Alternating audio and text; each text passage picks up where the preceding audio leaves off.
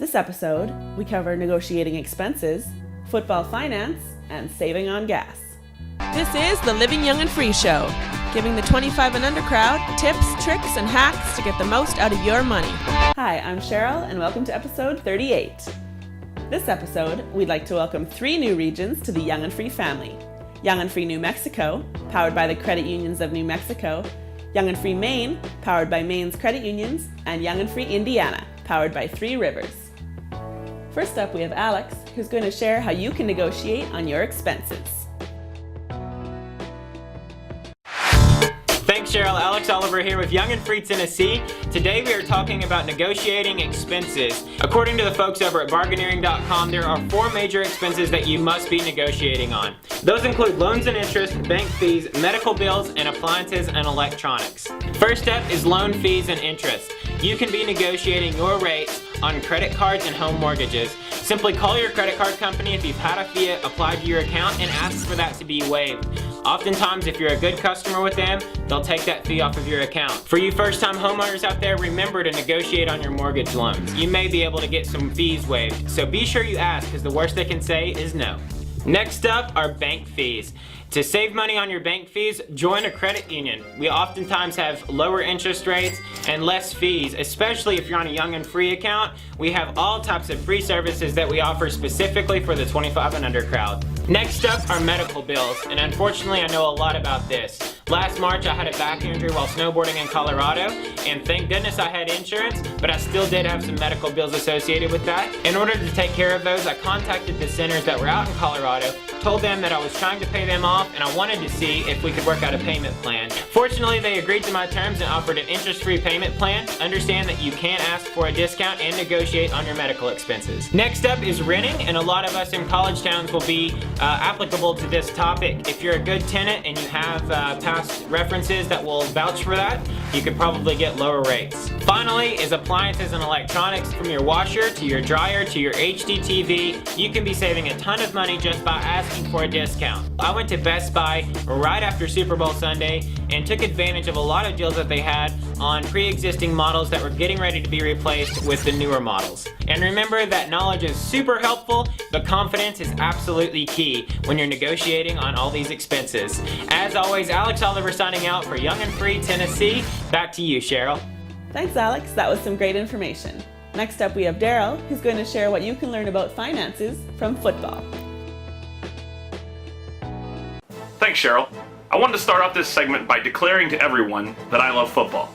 From September to February, my weekends are completely run by the NFL and fantasy football. My team?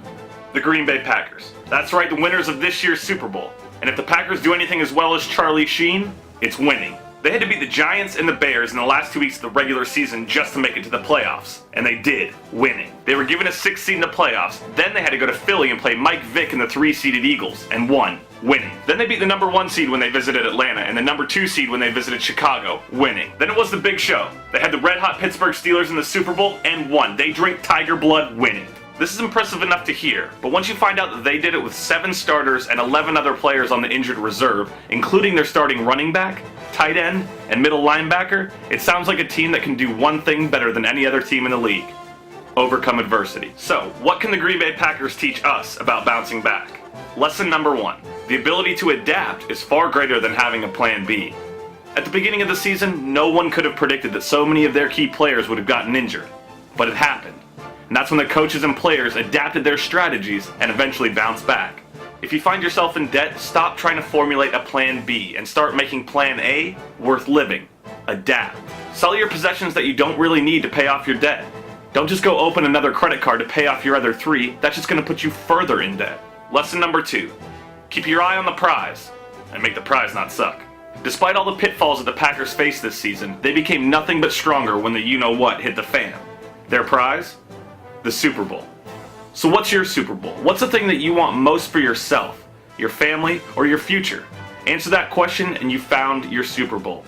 Stop at nothing to lose those 40 pounds. Do whatever it takes to pay off your credit cards and cut them up for good. Lesson number 3.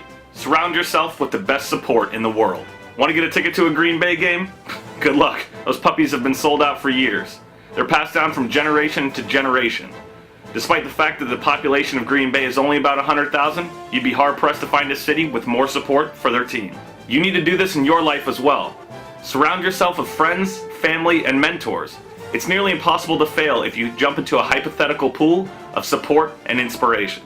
If you adapt, keep your eye on the prize, and surround yourself with nothing but support, you'll be able to bounce back from anything that life throws at you, just like the Packers did.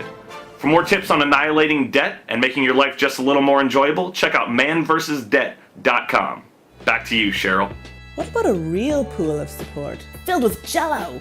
Delicious support. Last up, we have Kelsey, who's going to cover some different ways that you can save on gas. Thanks, Cheryl. So as you all might have noticed, gas prices are going up like crazy. And I mean, we're young. How are we supposed to keep up with these prices? It's not like our wages are going up too.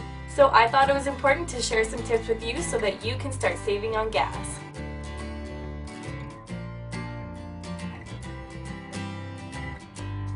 Number 1, properly maintain your car. Basically, a well-maintained car burns less fuel. You want your gas to last as long as possible because then you don't have to fill up so much. Check your tires and make sure you go get your oil changed.